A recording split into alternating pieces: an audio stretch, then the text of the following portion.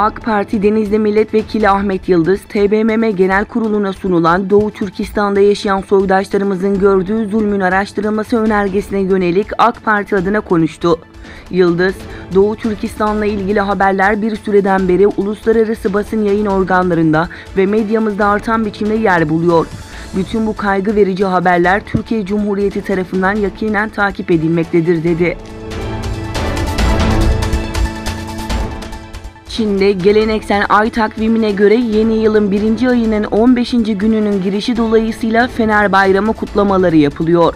Doğu Türkistan'da işkence ve baskılarını sürdüren Çin hükümeti, hapse girmekten kurtulan Uygur ve Kazak Türklerini Fener Bayramı'na katılmaya ve kutlamaya zorladığı bildirildi.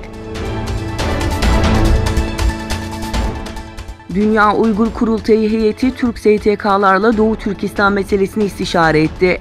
ABD ziyaretlerinin ardından Almanya'nın çeşitli bölgelerinde ziyaretlerini sürdüren DUK heyeti, Türk sivil toplum kuruluşlarıyla bir araya gelerek Doğu Türkistan meselesini istişare etti.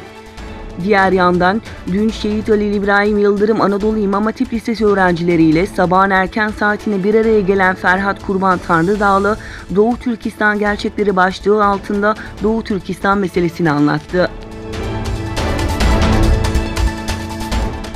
İngiltere hükümeti IŞİD'e katılmak için Suriye'ye giden ve şu anda 19 yaşında olan Bangladeş asıllı Şemime Begüm'ü vatandaşlıktan çıkarma sürecini başlattı.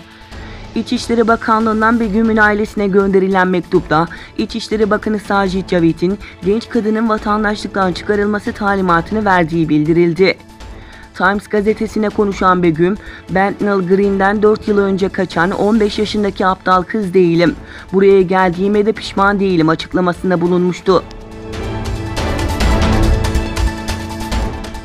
Rusya Devlet Başkanı Vladimir Putin ile İsrail rejim lideri Benjamin Netanyahu arasında bugün yapılacak görüşme iptal edildi.